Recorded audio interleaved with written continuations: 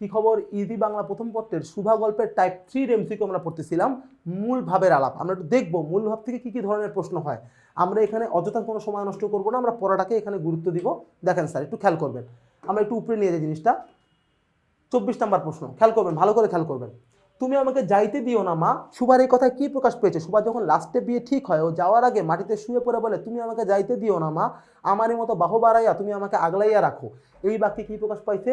অস্থিরতা, চঞ্চলতা, প্রার্থনা, আকুলতা। স্যার এখানে একটা ব্যাকুলতা প্রকাশ পাইছে, যে আমি যাব না, একটা তীব্র চাওয়া। এই চাওয়াটা কিন্তু, এই আকুলতাটা কিন্তু এখানে প্রকাশ পাইছে। Clear sir? এবং একই সাথে এখানে কিন্তু প্রার্থনাও প্রকাশ পাইছে, কিন্তু মূলত এটাতে কিটা বেশি স্পষ্ট হয়? এখানে আকুলতা বা ব্যাকুলতাটাই বেশি স্পষ্ট হয় স্যার। ক্লিয়ার? এখানে প্রার্থনাটা অতটা স্পষ্ট হয় না। 25 নম্বর, সুভা সাধারণের দৃষ্টিপথ থেকে নিজেকে গোপন রাখতে সচেষ্ট ছিল কেন? কারণ কি? পিতামাতার নীরব ভার ভেবে না, বিধাতার অভিশাপ স্বরূপ মনে করে না, তাদেরকে একঘরে করতে চায় বলে, সে মায়ের গর্ভকলঙ্ক এ কথা মনে করে। Clear sir?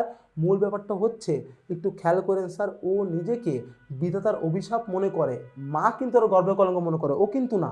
তাই নিজেকে বিধাতার অভিশাপ মনে করে বলেই সে কি স্যার, সে সবার থেকে নিজেরা আড়ালে রাখতো, যে আমি একটা খারাপ মেয়ে, আমি ওদের সবার সামনে থাকবো না। 26 নম্বর পৃষ্ঠা স্যার, মানে প্রশ্ন আর কি। হ্যাঁ, সে আপনাকে আপনি দেখিতেছে, ভাবিতেছে, প্রশ্ন করিতেছে এবং বুঝিতে পারিতেছে না। এর কারণ কি? এর কারণ হচ্ছে শারীরিক প্রতিবন্ধকতা, নবযৌবনে পদার্পণ, সুশিক্ষার অভাব, আত্মসম্মান বোধের জাগরণ। মূল ব্যাপারটা প্রতিবন্ধীর ব্যাপার না, মূল ব্যাপারটা হচ্ছে আত্মসম্মান বোধের জাগরণ, অর্থাৎ ওর বয়স সন্ধিকাল পার হইছে। বা স্যার এইখানে আমরা একটু দেখি, আত্মসম্মান বোধের জাগরণ থেকে বড় কথা হচ্ছে এই দেখেন স্যার, নবযৌবনে পদার্পণ, এইটাই বরং সঠিক উত্তর। উত্তর খ স্যার, গ না।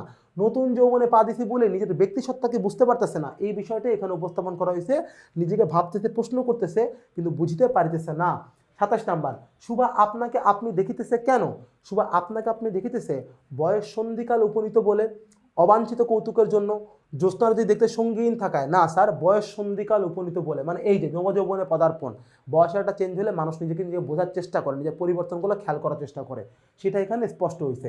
28 নাম্বার দেখেন স্যার, সুভা কার পায়ের কাছে বসে মুখের দিকে চেয়ে কাঁদতে লাগলো? তার বাবার। বিয়ের আগে তার বাবার পায়ের তলে যেতে, বাবা আমার নিও না, আমি এখানেই থাকবো, তার মুখের দিকে তাকায় কান্না করা শুরু করলো। ওকে স্যার, উপরের দিকে উঠবো। 29 কি বলতেছে দেখেন, কি রে সু, তোর নাকি বর পাওয়া গেছে, তুই বিয়ে করতে যাচ্ছিস? প্রতাপের এই কথায় সুভার দুঃখ পাওয়ার কারণ কি? প্রতাপের এই কথায় সুভার দুঃখ পাওয়ার মূল কারণটা কি স্যার? মূল কারণ হচ্ছে অবহেলা। মানে প্রতাপের কিচ্ছু যাইতে আসতেছে না, সুভা কিন্তু প্রতাপের পছন্দ করতো, কিন্তু প্রতাপের তাতে কিছু যায় আসে না, এটাই কিন্তু এখানে প্রকাশ পাইছে অবহেলায়। বুঝতে পারছেন স্যার? 30 নাম্বার প্রশ্ন, সেটা কি স্যার? পিতৃগৃহে সুভা নিজেকে কি জ্ঞান করতো? পিতৃগৃহে সুভা নিজেকে কি ভাবতো স্যার? বাবা মার ভার, গর্ভের কলঙ্ক মা মনে করতো, সে মনে করতো সে বিধাতার অভিশাপ স্বরূপ। Clear sir? আগেই বললাম, সে নিজের বাবা মার ঘরে নিজের একটা অভিশাপ মনে করতো, এই কারণেই সে অনেক দুঃখ পাইতে হলো বেশি। 31 নাম্বার, সেটা কি? সুভা গল্পে উল্লেখিত গভীর নিস্তব্ধ পাতালপুরি কেমন স্যার? গভীর নিস্তব্ধ পাতালপুরি ছিল মণিদীপ্ত, মানে মণি মানে দামি দামি পাথরের আলোতে ঝলকানিতে জকমক করতেছে, একটা বড়লোকি জায়গা, সেটা এখানে বোঝানো হয়েছে। ওকে স্যার, একটু আগাবো 32 নম্বর প্রশ্ন থেকে, খেয়াল করবেন স্যার। হ্যাঁ, ভালো করে খেয়াল করবেন। সুভা শয়নগৃহ হইতে বাহির হইয়া কোথায় লুটিয়ায় পড়িল? সুভা শয়নগৃহ মানে শোয়ার ঘর থেকে বের হয়ে তার কোথায় লুটায় পড়লো? নদী তটে, নদীর একদম পারে সে নিজের শোয়ায় দিল। Clear sir? 33 নম্বর প্রশ্ন, সুভা গল্পে পিতামাতার মনে কে সর্বদাই জাগরুক ছিল? সুভা গল্পে পিতামাতার মনে সর্বদাই জাগরুক ছিল সুভাষিনী। যেহেতু মেয়েটা বোবা, ওর প্রিয় হবে না কি হবে এই নিয়ে সবাই চিন্তায়, তাই সবসময় বাবা মার মনে এই মেয়েটা ছিল, এই মেয়েটা কখনো হারায় যায় নাই। ওকে স্যার, 34 নম্বর প্রশ্ন, সেটা কি? সুভা গল্পে সুভার মর্যাদা বুঝতো কেন? সুভা গল্পে প্রতাপ সুভার মর্যাদা বুঝতো তার কারণ প্রতিবন্ধী প্রতি সহানুভূতি, এগুলো ফালতু কথা। প্রতিদিন পান সাজিয়ে আনতো বলে না, মাছ ধরার সময় নীরব সঙ্গ দিতে বলে। হ্যাঁ স্যার, প্রতাপ ছিল স্বার্থপর, মাছ ধরতে একটা নীরব সঙ্গী লাগে, তাই সুভার গুরুত্ব প্রতাপ বুঝতো। ওকে স্যার, 35 নাম্বার, সুভা কখন নদী তটে শস্প সজ্জায় লুটিয়ে পড়ে? সুভা কখন স্যার? শুক্লা দ্বাদশীর রাতে, চাঁদের 12 নম্বর রাতে সুভা নদী তটে ঘাসের বিছানায় লুটায় পড়ে আবেগ ভালোবাসায়। ওকে স্যার, এই গেল 35 নম্বর প্রশ্ন। আমরা 36-এ চলে যাবো স্যার, একটু দেখবেন। দেখেন কি বলা হচ্ছে, বিপুল নির্বাক, একটু খেয়াল করবেন স্যার। বিপুল নির্বাক প্রকৃতির কাছে সুভা কি পায়? বিপুল নির্বাক প্রকৃতির কাছে শুভা কি পায় স্যার? মুক্তির স্বাদ, অকৃত্রিম ভালোবাসা। সব ঠিক আছে স্যার। বিপুল নির্বাক, মুক্তির আসলে কিছু নাই স্যার, মুক্তির আনন্দ সনদ কিছুই না, উনি অকৃত্রিম ভালোবাসা পায়। প্রকৃতি যে ভালোবাসাটা ওটা দেয় সেটা জেনুইন, তার মধ্যে কোনো স্বার্থ বা কোনো চিন্তা বা কোনো দুশ্চিন্তা ওখানে নাই। একটা প্রকৃতির অংশ শুভা, এবং প্রকৃতিও আমাদের অংশ, তাই আমরা একে অন্যের প্রতি যে প্রেমটা দেখাই ওটা শুভা প্রকৃতির কাছে পায়। 37 নাম্বার, শুভা গল্পে চির নিস্তব্ধ হৃদয় উপকূল বলতে কি বোঝানো হয়েছে? চির নিস্তব্ধ হৃদয় উপকূল বলতে কি বোঝানো হয়েছে স্যার? শান্ত হৃদয়, যে হৃদয়ের মধ্যে কোনো হৈ হট্টগোল নাই, তা এখানে স্পষ্ট করা হয়েছে। 38 নাম্বার, সবশেষে অসহায় শুভা আত্মসমর্পণ করেছে কার কাছে? সবশেষে অসহায় শুভা আত্মসমর্পণ করছে কার কাছে স্যার? একটু খেয়াল করেন, সে আত্মসমর্পণ করেছে দুটি গাভী দুটির কাছে, সরি স্যার গাভী দুটির কাছে না, একদম ভুল কথা স্যার। সে আত্মসমর্পণ কার কাছে স্যার? ধরণীর কাছে। ওই যে মাটিতে সে লুটায় পড়লো, পৃথিবীর কাছে সে একদম ছড়াই দিল যে মা তুমি আমার স্পষ্ট অ্যাকসেপ্ট করে নাও। তার মানে সে ধরণী বা পৃথিবী বা মাকে, এখানে মা বলতে আপন মানে ধরণী পৃথিবী, মানে পৃথিবী মাকে সে আপন করে নিছে আর কি। সর্বশেষ, ক্লিয়ার স্যার? শেষমেশ 39 নাম্বার প্রশ্ন, শুভার চোখের ভাষা কেমন?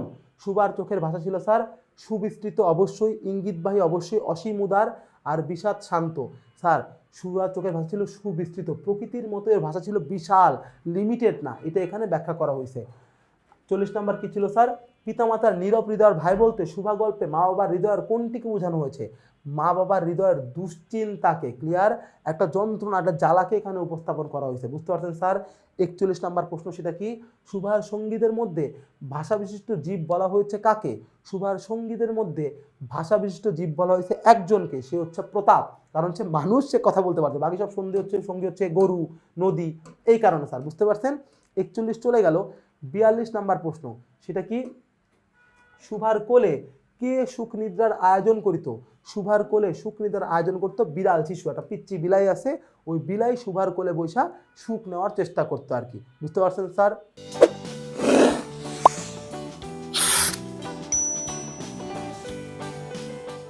তো স্যার আমরা 42 নম্বর প্রশ্নটা পড়লাম, বিড়াল শিশু হচ্ছে এখানে শুভার কোলে সুখ নিদ্রা করতো। এবার 43 নম্বর প্রশ্ন আমরা চলে যাবো স্যার, একটু খেয়াল করবেন। দাগর চোখ মেলে শুভা কার মুখের দিকে চেয়ে থাকে? দাগর চোখ মেলে শুভা তাকায় থাকে কার দিকে স্যার? সর্বশী পাঙ্গুলির দিকে, তা তো না। বিড়াল শাবকের দিকে, তাও না। প্রতাপের দিকে, তাও না। মূল উত্তর কি? বাবা মায়ের দিকে, ক্লিয়ার স্যার? বড় বড় চোখ করে তাকায় থাকে, সেই জন্য তার নিজের ইমোশনকে বাবা মারে বোঝানোর চেষ্টা করে যে আব্বা মা আমি বিয়েতে যাবো না, আমার জোর করে নিও না। ওকে স্যার, এগুলো 43। 44 নম্বর প্রশ্ন, ভালো করে খেয়াল করবেন। শুভা ভাষার অভাব পূরণ করে দেয় কে? খেয়াল করেন, গোয়ালের গাভী না, গোসাইদের ছেলে না, বিড়াল শাবক না, আসলে পূরণ করে দেয় প্রকৃতি। অপশনে প্রকৃতি নেই, আছে তরুর মর্মর, মানে গাছের মর্মর আওয়াজ, তাও চলবে স্যার, এটাও প্রকৃতির অংশ, তার মানে উত্তর হবে স্যার তরুর মর্মর। স্যার এরকম কেন হইল শোনেন, এটা কিন্তু ভুল না, বারবার বলি, বাংলার ক্ষেত্রে আমাদের এমসিকিউতে অপশন কিন্তু যা ইচ্ছা তাই আমাদের বোর্ড দিতে পারে, মানে এইটা কোনো বোর্ড কোশ্চেন লেখা না, এটা আমাদের ক্রিয়েট করা প্রশ্ন। কিন্তু স্যার আপনি যদি কোনো টেস্ট পেপারে বোর্ড কোশ্চেন ঘাটেন, আপনি ওখানে কী পাবেন স্যার? আপনি দেখবেন একই টাইপের প্রশ্নে ভ্যারাইটি উত্তর দেওয়া, জাস্ট আপনাকে কনফিউজ করার জন্য। তো সেই উপলক্ষে আমরা এটা রাখছি, আমরা প্রকৃতি রাখতে পারতাম, ওটা সহজ উত্তর হইতো, কিন্তু কঠিন অপশনের জন্য তরুর মর্মর, এটা কিন্তু বইয়ের লাইন স্যার, এটাতে বানায় উত্তর হবে না, না পাগলা, এটা বইয়েরই উত্তর, বইয়ে লেখা তরুর মর্মর, নদীর কলকাকলির আওয়াজ, পাখির ডাকের মধ্যেই যেন সুবার ভাষা পূরণ হয়ে যায়, ক্লিয়ার স্যার? তার মানে এটা কিন্তু বইতেই বলা, প্যারা নাই কোনো। দেখেন স্যার 45 নম্বর প্রশ্ন, শুভা মুক্তির সনদ কোথায় খুঁজে পায়? শুভা মুক্তির সনদ কোথায় খুঁজে পায় স্যার? সত্য আকাশের সৌন্দর্যে? না স্যার, স্বচ্ছ আকাশের সৌন্দর্যে পায় না, তাহলে কোথায় পায় স্যার? একটু খেয়াল করবেন। শুভা মুক্তির সনদ কোথায় খুঁজে পায়? আমরা একটু জিনিসটা ছোট করে দিই, তাহলে আপনাদের বুঝতে সুবিধা হবে। এই দেখেন, এই দেখেন, খেয়াল করেন, শুভা মুক্তির সনদ কোথায় খুঁজে পায় স্যার? দেখবেন স্বচ্ছ আকাশের সৌন্দর্য বলা নাই, বিপুল নির্বাক প্রকৃতিতে, প্রতাপ প্রতাপ সব বাচ্চার বিপুল নির্বাক প্রকৃতিতে, ওখানে স্বচ্ছ মুক্তির যে সনদ, যে আনন্দ, সেটা শুভা খুঁজে পায়, ক্লিয়ার স্যার? আমরা একটু সামনের দিকে আগাবো। 43 নম্বর প্রশ্ন, আমার মতো দুটি বাহু বাড়াইয়া তুমিও আমাকে ধরিয়া রাখো, শুভা কথাটি কাকে বলেছেন? স্যার আমারই মতো বাহু বাড়াইয়া তুমি আমাকে ধরিয়া রাখো, শুভা কথাটা বলতে হচ্ছে নদী তটকে, ক্লিয়ার স্যার? তার মাকে না, প্রকৃতিকেও না, নদীর পার্কে সে বলছে তুমিও আমার মতো বাহু বাড়াইয়া আমাকে আগলাইয়া রাখো, ক্লিয়ার স্যার? একটু দেখেন 47 নম্বর প্রশ্ন, কাদের মধ্যে সমভাষা ছিল না? Clear sir? বলেন তো, এক টাইপের ভাষা ছিল না কাদের মধ্যে? ক্লিয়ার? তার ছিল না হচ্ছে স্যার শুভা ও প্রতাপের মধ্যে। স্যার শুভা ও সর্বশী হয় না? না স্যার, কারণ দুজনই বোবা, দুজনের সমভাষা ছিল, কিন্তু শুভা আর প্রতাপের ভাষা কিন্তু সম না, আলাদা ছিল, ক্লিয়ার স্যার? ওকে, 48 নাম্বারটা কি, শুভা গাভী দুটোর খোঁজ দিতে দিনের মধ্যে নিয়মিত কয়বার গোয়ালে যেত?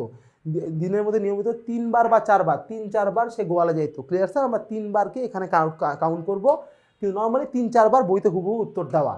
39 নম্বর প্রশ্ন, সুভার গ্রামের নাম কি স্যার? বিখ্যাত প্রশ্ন, সুভার গ্রামের নাম চণ্ডীপুর। ওকে স্যার, একদম ডিরেক্ট প্রশ্ন, কোনো আলোচনায় গেলাম না। 50, প্রতাপের ছিপ ফেলিয়া মাছ ধরার প্রধান শখ ছিল কেন? প্রতাপের ছিপ ফেলিয়া মাছ ধরার প্রধান শখ ছিল সহজে সময় কাটানো, মানসিক প্রশান্তির জন্য, বন্ধুদের সংস্পর্শে থাকার জন্য, আত্মতৃপ্তির জন্য। স্যার দেখেন এই 4টার মধ্যে মূল উত্তর 1 নাম্বারটা, বইতে বলা মাছ মানে ছিপ ফেলে মাছ ধরলে দ্রুত সময় পার হয়, তো প্রতাপ যেহেতু বেকার আকাইম্মা, তাই এটা দিয়েও কাজ করতে হবে, সময় পার করতো।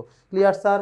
ভেরি গুড, একদমই সময় নষ্ট করা যাবে না স্যার, অনেকগুলো এমসিকিউ। আমরা চলে যাব 51 নাম্বার প্রশ্নে, একটু খেয়াল করবেন। সেটা কেমন? এমন দেখেন, শুভা গল্পের কোন উক্তিতে সুভার চোখের ভাষার মর্মার্থ প্রকাশ পেয়েছে? সুভার চোখের ভাষার ডিপনেস কোথায় প্রকাশ পেয়েছে? তাহার সুদীর্ঘ পল্লব বিশিষ্ট বড় দুটি চোখ ছিল, হইতে পারে স্যার। কালো চোখকে কিছু তর্জমা করিতে হয় না, যাহার ভাষা নেই তাহার চোখের ভাষা অসীম, মন আপনি তাহার উপরে ছায়া ফেলে। Clear sir? এই 4টা বাক্যের মধ্যে সুভার মনের ভাব চোখের ভাষার মর্মার্থ প্রকাশ পেয়েছে কোন লাইনে স্যার? একটু খেয়াল করেন, যাহার ভাষা নেই তাহার চোখের ভাষা অসীম, এই বাক্যে প্রকাশ পেয়েছে সুভার চোখের ভাষার মর্মার্থ। আগে ক্লিয়ার? ওর চোখের ভাষা কতটা গভীর আর কি। ওকে স্যার, একটু আগাই স্যার। 52 কি, শুক্লা দ্বাদশী বলতে কি বোঝায়? শুক্লা দ্বাদশী বলতে কবি সাহেব বোঝাচ্ছে চাঁদের 12তম দিন, মানে আর 3 দিন পরেই ফুল মুন, পূর্ণ চাঁদ হবে, 12 নম্বর দিনকে বলে শুক্লা দ্বাদশী। এক কথা 12ই রমজানে যে চাঁদ, ওটা হচ্ছে শুক্লা দ্বাদশী। Okay sir. 53, চণ্ডীপুর গ্রামের নদীটির সাথে কিসের সাদৃশ্য রয়েছে? চণ্ডীপুর গ্রামের নদীর সাথে স্যার কার সাদৃশ্য রয়েছে স্যার? একটু খেয়াল করেন। রবীন্দ্রনাথ এত মিষ্টি একটা লেখক, উনি লিখেছে গৃহস্থ ঘরের মেয়েটির মতো নদীটি তার পরিসর নিজেকে কেন্দ্র করিয়া ছড়ায় রাখছে। মানে ছোট্ট নদীটা হচ্ছে গৃহস্থ ঘরের মেয়ের মতো। গৃহস্থ ঘরের মেয়ে কি করে? খালি ঘরের কাজকর্মই করে, ঘরের ঘরকন্যাই করে।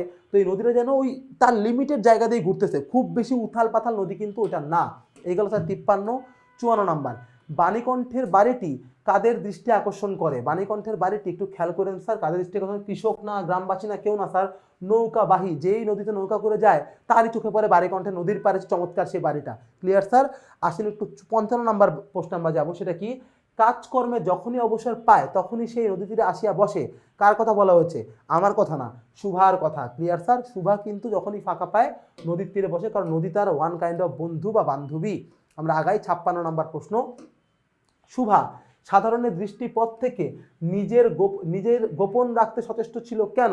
শুভা সাধারণের দৃষ্টিপথ থেকে নিজেকে গোপন রাখতে সচেষ্ট ছিল তার কারণ পিতামাতার নীরব হৃদয় ভার ভেবে বিধাতার অভিশাপ স্বরূপ মনে করে। স্যার আমরা অনেকবার পাইছি এটা, সেটা কি?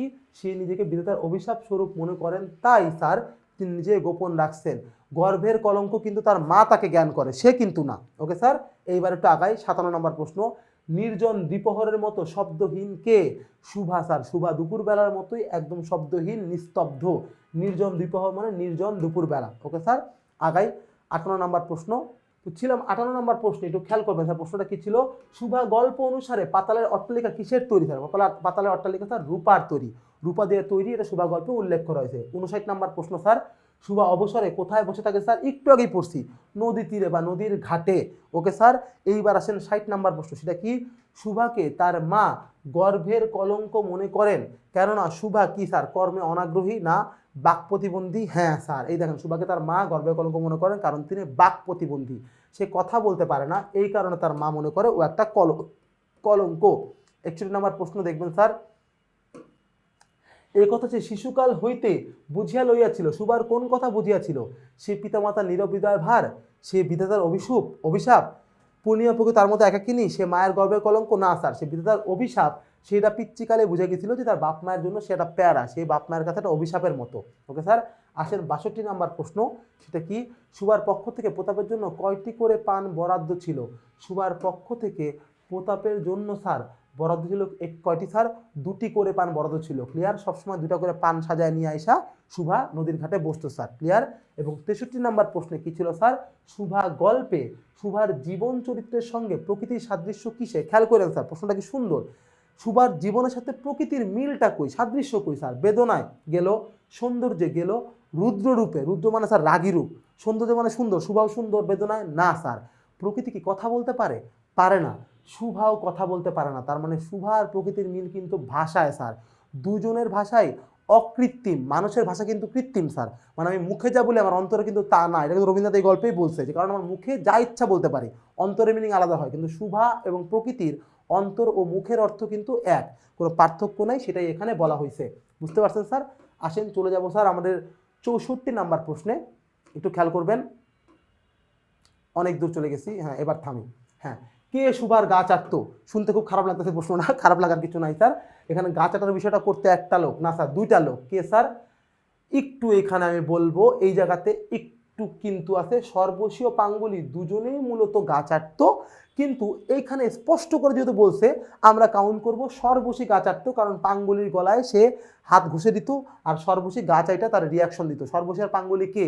দুইটা গরু, ক্লিয়ার স্যার? গরু দুইটা বা গাভী দুইটা ওরে আদর করতো। 65, সুভাকে নির্বাক ব্যাকুলতার সঙ্গে সান্ত্বনা দিতে চেষ্টা করতো কোনটি? নির্বাক ব্যাকুলতার সঙ্গে সান্ত্বনা দেওয়ার চেষ্টা করতো স্যার কে? একটু দেখবেন, গাভী দুটি, অর্থাৎ সর্বস্বীয় পাঙ্গুলি, সান্ত্বনা বানানটা স্যার এখানে একটু ভুল আসছে, প্যারা নাই, বইতে কারেকশন চলে আসবে। তো কি বললাম স্যার, যে গাভী দুটি সুভাকে নির্বাক ব্যাকুলতার সঙ্গে সান্ত্বনা দিত। আসেন স্যার 66 নাম্বার প্রশ্ন, সুভার পক্ষ থেকে প্রতাপের জন্য কয়টি করে পান বরাদ্দ ছিল? একই প্রশ্ন স্যার, দুটি করে। Okay sir. 67, তাহার মর্ম তাহার ভাষার অপেক্ষা সহজে বুঝিত। খেয়াল করেন, তাহার মর্ম তাহার ভাষার অপেক্ষা সহজে বুঝিত।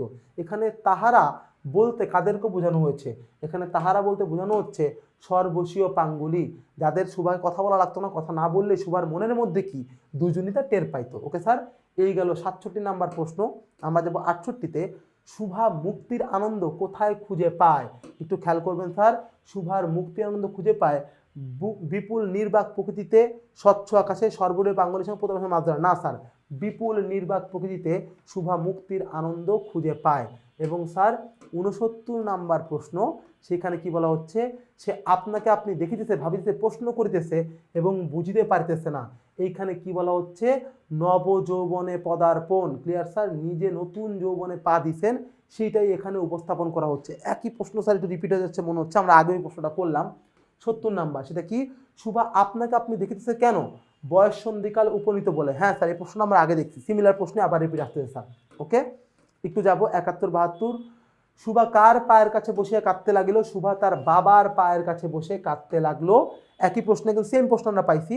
এবং 72 কি স্যার, একটু খেয়াল করবেন, তুমি আমাকে যাইতে দিও না মা। শুভার এই কথায় কি প্রকাশ পেয়েছে স্যার? আবারও সেম প্রশ্ন স্যার, এই কথা স্যার আকুলতা প্রকাশ পেয়েছে, প্রার্থনা না। এই বিষয়গুলো যদি দেখেন, এই প্রশ্নগুলো আমরা একটু আগেই পাইছি, এই টাইপ 3তেই পাইছি, একটু রিপিটেড হয়ে গেছে, কিন্তু তবুও স্যার এগুলো ইম্পর্টেন্ট প্রশ্ন বলে দেখেন, বোর্ড কোশ্চেন বলে রিপিট হয়েছে, এতে কোনো সমস্যা নাই। আমরা মূলত বুঝলাম এগুলো উত্তর করতে পারলেই এই টাইপের মূলভাবের উত্তর করা যাবে। আর কথা না বাড়াই স্যার, পাঠ পরিচিতি আলাপ বাকি, সেখানে চলে যাব। সেই পর্যন্ত ভালো থাকেন, সুস্থ থাকেন, আল্লাহ হাফেজ।